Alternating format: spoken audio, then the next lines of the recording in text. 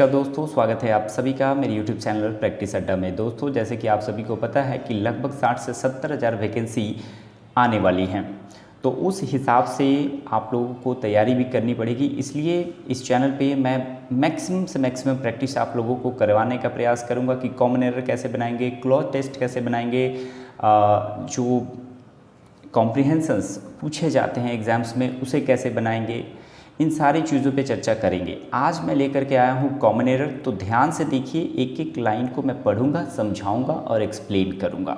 So carry on. यहाँ देखिए question number 31 कह रहा है, और देखो एक और चीज़ बनाने से पहले बता देता हूँ कि इसमें गलतियाँ मतलब निकाली कैसे जाती हैं। कॉमन एरर का मतलब ही होता है एकदम माइनर सा मिस्टेक, ज़्यादा नहीं, एकदम माइनर मिस्टेक जो आपको दिखे नहीं जल्दी से। ठीक है, तो देखो ए के पहले अगर कोई एरर है तो आपको मिस्टेक में लिखना होगा ए, यानी ए से पहले। उसी प्रकार से बी से और इतने के बीच में अगर है तो बी से पहले। उसी प्रकार से यहाँ तक है तो सी से पहले, और यहाँ से यहाँ तक है तो डी से पहले। मतलब इसमें होगा तो डी। ये जो भी ए बी सी किए गए ना, इसके पहले वाले को ए मानते हैं, बी के पहले वाले को बी मानेंगे, बाद वाले को नहीं मानेंगे। ओके, चलिए ध्यान से देखिएगा, और इसमें जो मैं एक्सप्लेन करूँगा उसको नोट भी कर करके रखिएगा, काम आएगा, यही तो काम आएगा, इसलिए तो एक्सप्लेन कर रहा हूँ। The committee has made significant changes in the rules which will help to banks. अब देखिए, द कमिटी हैज़ मेड, यहाँ तक कोई मिस्टेक नहीं है। ध्यान देना, आपको एक बार अच्छे से पढ़ते जाइए और ख़त्म करते जाइए, बार बार पढ़ने की ज़रूरत ना पड़े। क्लियर है? तो द कमिटी हैज़ मेड, यहाँ तक कोई मिस्टेक नहीं है। Significant changes in the rules which will help to banks. अब यहाँ तक कोई गड़बड़ी नहीं है। विच विल के बाद विल हेल्प टू बैंक्स। अब देखो, इस बैंक के पहले टू की कोई ज़रूरत नहीं है। अगर लगाना भी था तो टू द बैंक्स अगर लगाया जाता तो एक सोचने वाली बात थी, इसलिए यहाँ पे टू अननेसेसरी है, इसलिए इसमें जो मिस्टेक है वो है डी। Is it okay?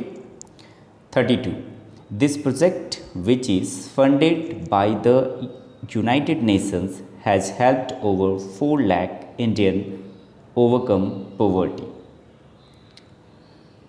फिर से मैं पढ़ रहा हूँ, this project which is funded, कोई गलती नहीं है, by the United Nations has helped, कोई दिक्कत नहीं है, over 4 lakh Indian overcome poverty. इसमें कहीं से कोई परेशानी नहीं दिख रही है, यानी नो एरर, यानी कोई गलती इसमें नहीं है। 33 देखिए, the merger talks have taken longer that.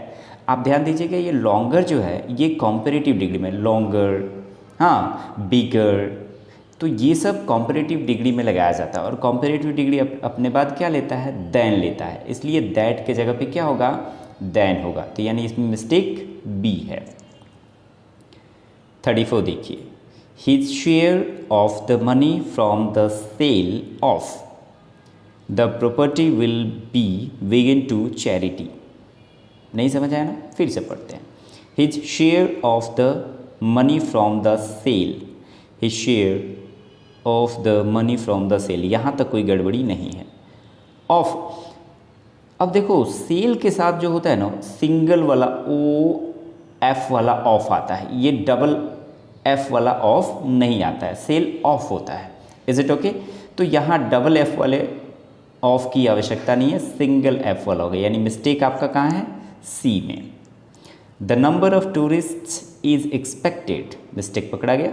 The number of के बाद आने वाला जो वर्ब होता है, ठीक है जी, द नंबर ऑफ के बाद जो आने वाला वर्ब होता है वो क्या होता है?